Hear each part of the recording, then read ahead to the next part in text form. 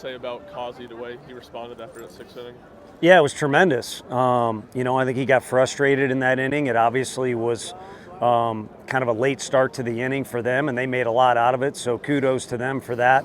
But baseball, it's not quite like basketball where there's usually runs by both teams, but there's a back and forth that usually happens within the flow of the game, and he bounced back in tremendous fashion after starting out really strong too. So when you add the whole thing together, it was another outstanding night by him. And probably the biggest highlight for him that he'll brag about tomorrow was his play on the bunt that he made defensively. What gave you the confidence to go back to him and start seventh inning? Just the way he competes, and I think the track record too. I think whether it's scrolling through your phone or what we get bombarded with information-wise, or when you're cheering for a team, which you like it or not, we get caught up in it in the dugout, you tend to focus on the negative. But if you look at his whole body of work and you look at how he goes about his business and you look at how he's throwing the ball tonight, you basically got a situation where he just misses on a couple pitches, and then they put a couple hits together, which you're not going to hold down their offense completely. There's too many guys in there that are capable and too many guys that are experienced for Vanderbilt. So overall, there wasn't much hesitation from us at all. You feel like you're not going to hold down your offense either. No, I mean, hey, it's happened. We had to grind through some wins in different ways against Missouri. Last Tuesday was I don't even remember how we won, but it just find a way to win. So, it is on our side. You would say the same thing. I'd like to think, regardless of who we're playing, there's experience there. There's a lot of options. We used 3 different guys at our DH spot tonight. And if our guys have the right mindset and they're scratching and clawing the whole game, then yeah, you'd like to think there's going to be a way they can produce, at the very least, some quality at-bats. What did you see from Billy and Kavares to lead off the 8th inning there? Just kind of, not trying to do too much. I mean, KT, I think the AB prior had rolled over to the first baseman, but Billy had done that, his at-bat prior, where didn't try and do too much, kind of took what he got. And I realized KT hit his ball a long way, but if you watch the replay, and I'm off to the side, but I think when we watched the video, what we saw is a guy just kind of staying inside the baseball, and he's so strong that it kind of jetted out of here over the left field wall. He's got a lot of strength, but at the same time, if you got that strength and you don't try and do too much, great things will happen. And Simo, Billy, KT, obviously Blake Burke, those guys have shown that time and time again. How good was it to see Cannon get in there and do what he did? Great. Now, Simo was standing right next to me during that, and he said he hit a home run by accident. And what he meant by that was, when we watch that video, you'll see Cannon taking 2 huge swings. And really all we need to do was, got a runner at second, hopefully find a hole. And he took 2 huge swings, and then with 2 strikes kind of shortened up, and he really just kind of flicked it out with a flick of his wrist, really. And, he joked it was an accidental home run, but it wasn't the intent of the swing. It was the ability of the kid. If he gets the bat on the ball, it'll go for him, too. He's really strong. You guys have seen him do great things before. Unfortunately, he's drowned out that strength a little bit by either jumping at the ball or having too many thoughts. And, if he understands that less is more, which has happened right there, for us, where we're at is where we're at. You're almost kind of like you're a Major League Baseball team and you make a big trade at the deadline. If you can, get a version of either him or some other guys that, again, have drowned out what their true ability is just by trying to do too much. And, hey, I'm all for guys that want to win, and I'd rather have guys trying to do too much because they're in the battle and they want to do well. But, again, you guys have seen him do great things, as have I. It can be frustrating for everybody, and so it was nice to have a moment where he just kind of, again, he took what he got and was able to flick it over the right field fence. Why specifically him in that situation instead of somebody else? That's one of their best arms out of the bullpen. He's really tough on righties, so I think to highlight what Ensley did, was important because that was a short swing through the middle. It was loud off the bat.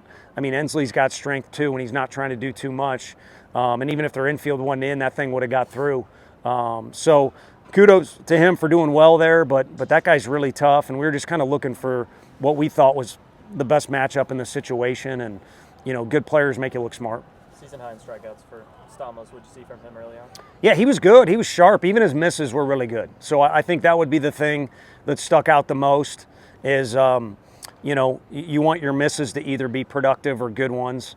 That can sound kind of backwards if you haven't messed with pitchers or you haven't, coached before. But I think he was sharp, and I think he's gaining some momentum as far as understanding what his role is, how to handle it, and things like that, and how to do so on the road as well as at home. And it's been nice to see him develop that way. It's kind of interesting because he's an older guy. I mean, I don't even know how old the kid is. I know, being from Cal, he's got a lot of experience at that school, but it's kind of nice to see a kid still at that age be able to learn some new things and to develop a little bit, and I think he's been in the process of doing that. Having been without Russell the way you have, how big has it been to have this setup on Friday with Stamos and Causey work as well as it has for you here lately? Yeah, it's been huge because what we wanted was on opening day, when Russell and any of our starters were not built up to go 100 pitches, was we really wanted to win the first game of the season. That's the first game you're thinking about for a month and a half while guys are on campus. So we wanted to be Russell and Causey. And so who's going to fill Russell's shoes? Nobody. And I say that with all due respect. Now, our guy we're starting tomorrow is kind of different how he does it, and they've got different strengths and stuff. But I don't know that we'll have another guy like Russell, A.J. Russell, that is, in our program for quite a while. So no one's going to replace him, but you just need to get outs. It doesn't have to be fancy. It can be a bunch of different ways. And so technically, we've still got that 1-2 combo dating back to opening day because Stom has approached it in a mature fashion. And again, he's done whatever he's got to do to give us outs, and he's out there for as long as we'll let him. And he usually stands right on top of the mound like I'm going to turn around and go back to the dugout, which I kind of like. And then he is our best cheerleader. Well, he's our loudest cheerleader in the dugout when he comes out of the game. We had to tame him down a little bit tonight. Is there a program confidence that you guys have against them that you've kind of earned over the last couple of years? Is that such a thing? No matter how a game is going, that you kind of have a confidence against these guys?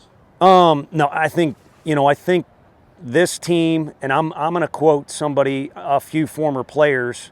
I would say this team, regardless of the setting, and again, Tuesday was a really frustrating game too. We were able to come from behind tonight. I think this team's got its own kind of flavor or brand to it, and they seem to forge ahead. And it hasn't always gone our way, but regardless of circumstances, you'd like your team to continue to compete. And I think because we have some leadership and we got some guys that got some dog in them, they continually push forward a little bit. And again, if you got some talent, then it can work out in your favor. So again, find a way to win the game earlier in the week, find a way to win the game today, and then tomorrow is all about how can we find a way to go 1-0. Why have you been able to have success in big moments the last 2 years against Vanderbilt? I think it's just the work that everybody's put in, including me. Every day we go to the field in the fall, ready to get to work and get after it and try to get better in any way. And I think it's starting to show for all of us. Kind of run us through that at bat with the couple pitches up and in and the home run and everything? Honestly, I felt like they were kind of setting that up for something. So, I kind of started to sit on slider, and I just wanted to stick with it and not get too big and just put a good swing on it. You're expecting something away after the two pitches up and in? Yeah. Did you think you'd gotten enough of it? It looked like you weren't quite sure at first, and then you're like, oh, wait, no, that's going. I think it might have been drilled in me when I was in high school not to really sit and pimp home runs, but my first instinct whenever I hit the ball is try to get to 2 or try to get to 3, whatever the case may be. So when did you see that it had gone, that it was going to go? Once it actually got out is whenever I started to slow down. What does it say about AJ, the way he responded was pretty dominant after that 6th inning? I mean, he is who he is. He's going to compete every single pitch, regardless of, what happened in the past or the pitch before. He's able to get back on the mound and then just treat it like a brand new pitch and just get to the next one and keep going. What does it say about this team to have that 8th inning, you have that kind of deflating inning, then come back and score all those runs like that? That's just team chemistry, kind of how I view it. We're a very close-knit group of guys that I've played with in a very long time, and no matter what the score is or if we're behind, we never think that we're really out of the game until that last out is made in the 9th. You guys want to win any game, obviously, but is there a little extra juice when it's Vanderbilt? I guess you could say that, but I think for everybody on the team, we kind of just treat it. It is the SEC, so we're going to get our every other team's best every single time we step out on the field. So we just treat it like that and just try to find any way we can to win the game. Thanks, KT. Causey. How much did you have to fight frustration there in the sixth? Obviously, that 1-2 pitch you wanted, that call didn't get it, and then things snowballed. Kind of what was going through your mind there? You definitely got to fight it. It was funny because I was actually talking to Doc Whitney, our mental coach, about it, and it's one of the things. It was like the first time we talked about it was like bringing yourself down, and it was cool to actually kind of use that the first outing that we talked about it. So yeah. Aside from that, what was working so well for you over the whole outing for you? Honestly, like kind of everything. Sinker definitely. That was feeling really good. I felt like I had really good command of that. What does it mean that kind of the confidence that Tony, Frank put in you there to put you back out there and let you go the rest of the way after that inning? Honestly, means a lot. Like, feels really good. Like that they trust me, that they left me in there, and that I was able to finish. So yeah. I guess tonight would have been your first Tennessee Vandy experience. What'd you make of it? I mean, obviously you're focused on executing pitches, but it seemed like it was kind of a regular spicy one for this series. Definitely. It's kind of cool. Just, I guess, the atmosphere and the want to win. Obviously, it's always there, but like the rivalry, it was cool. What did Stamos do well in that first inning to work out of that jam that seems like forever ago now? It's just about everything, honestly. Like he was locating pitches, getting guys out. Yeah, it was cool to see. How would you describe Cal's energy behind the plate? Like calming. Like throwing a Cal is like extremely calming. Like there's one, he got I think fat sinker away, and I was gonna shake to like a changeup or something. He was like, "No, we're throwing it," and I threw it. And I think I struck the guy out or something. Yeah, calming. Is that different than him in the dugout, or because it feels like he's a fiery energy guy, but it's different behind the plate where he's calm? It honestly is. He does a really good job of that. Where he's really energetic in the dugout, but behind the plate, he knows. He might do it to the pitchers, like some guys. He might try to energize, but like with me, he knows kind of bring me down. Yeah. One or two more guys. You talked about with Dr. Whitney and going through that process and kind of putting that in the field today. I mean, is this something easier said than done though? Definitely. And how tough is it to calm down? I mean, because in baseball, you have those moments where everybody's getting fired up, but then you have to execute like seconds later. How do you work through that? It's kind of like a learned skill, kind of like I guess riding a bike. The more you do it, the better you get at it. So yeah. Thanks, AJ. Thanks, AJ.